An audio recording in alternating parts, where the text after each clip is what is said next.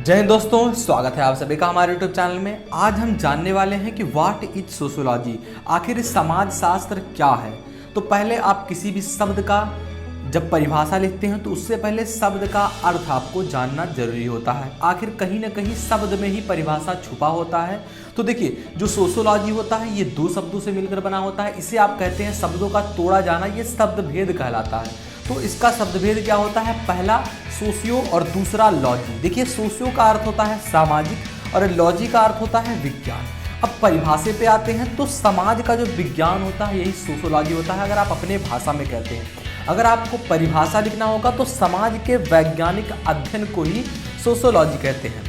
एक साइंटिस्ट थे, साइंटिस्ट यहाँ है क्योंकि ये विज्ञान है तो साइंटिस्ट होंगे, लेकिन यहाँ समाजशास्त्री कहा जाता है। एक समाजशास्त्री थे जिनका नाम है कमलवीर। इन्होंने क्या कहा कि sociology is everything and everything is sociology only when you know everything. यानी कि जब सोशियोलॉजी इज एवरीथिंग, जो समाजशास्त्र ये सब कुछ है, एंड एवरीथिंग सब कुछ ही सोशियोलॉजी, सब कुछ है ये सोशियोलॉजी है, सब कुछ है और सब कुछ सोशियोलॉजी है।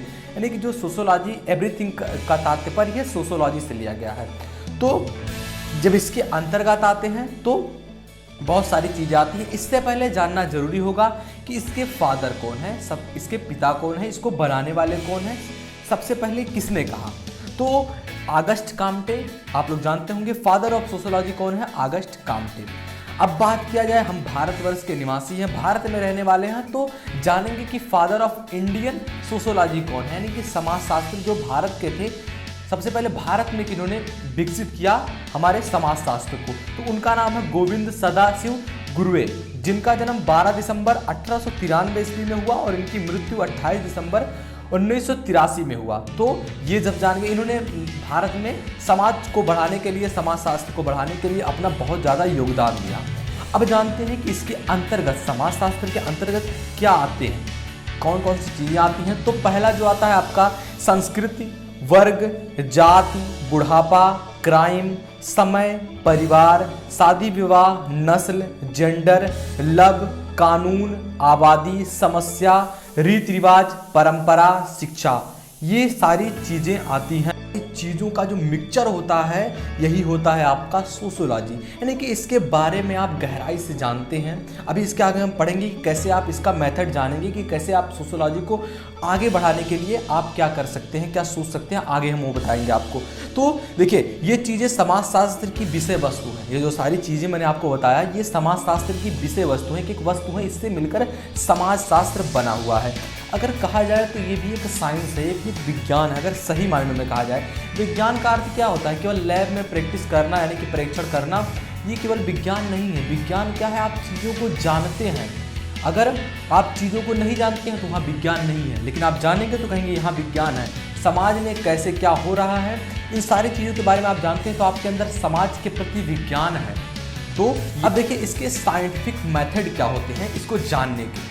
तो पहला आपका आता है हिस्टोरिकल मेथड, यानी कि इतिहास से आप किसी भी गांव के, किसी भी शहर के, किसी भी बारे में आप पूरी गहराई से जान सके उसके इतिहास से। और दूसरा क्या आता है आपका कंपैरेटिव मेथड। कंपैरेटिव मेथड के रूप में आप चीज़ों को जान सकते हैं। तीसरा केस स्टडी कर कर आप जान सकते हैं, किसके बारे में आपने कहीं लाइब्रेरी रखा हुआ, एक गांव है, आपने मूवीज में बहुत देखा होगा कि कोई रहता है व्यक्ति, वो एक गांव के इतिहास को जानना चाहता है तो वहाँ के बारे में जाके पढ़ता है कि क्या हुई थी पहले। जैसे कि भूत वाला आप पिक्चर देखे होंगे, याद नहीं आ रहा है मुझको वो पिक्चर, कि जो शायद भूल भुलैया पिक्चर का नाम है।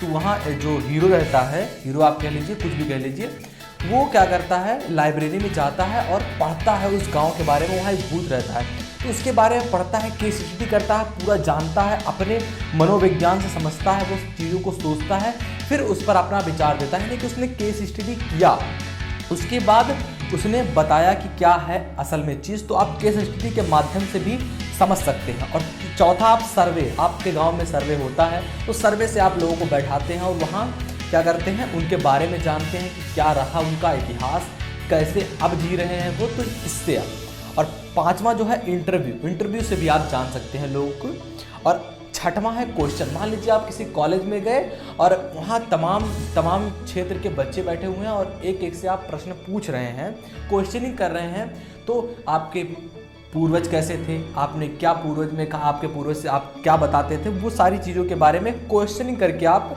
चीज़ों को सीखते हैं। तो सोशियोलॉजी क्या है, जो मैंने आपको बताया कि वर्ग, जाति, बुढ़ापा, ये सारी चीज़ों के बारे में विस्तार से समझना। अब वो किसी भी तरीके से हो सकता है, किसी भी मेथड से हो सकता है, हिस्टोरिकल मेथड, केस स्टडी करके, सर्वे करके, ये सारी चीज़ों के बारे में आप समझ सकते हैं। आई होप आपको समझ में आ गया होगा कि सोशियोलॉजी क्या है। अगर आप चाहते हैं इसका पार्ट 2 बनाया जाए, यानी कि इससे बेहतर तरीके से मैं आपको समझाऊं, मैंने अपना बेस्ट इसमें दिया, आपको समझाने का प्रयास किया। अगर फिर भी आपको कहीं भी सोशियोलॉजी के बारे में दिक्कत आता है तो आप प्लीज़ कमेंट कीजिए और ज़रूर बताना कि वीडियो कैसे लगा। दोस्तों में शेयर कीजिए जिन्हें नहीं पता है कि सोशियोलॉजी क्या है। तो मिलते हैं आपसे अगली वीडियो में, और प्लीज़ एक बार आप कमेंट कर दीजिए कि आपको किस टॉपिक पर वीडियो चाहिए। हाँ, आपको सारे टॉपिक पर वीडियो मिलने वाला है। तो मिलते हैं आपसे अगली वीडियो में, तब तक के लिए जय हिंद, जय भारत।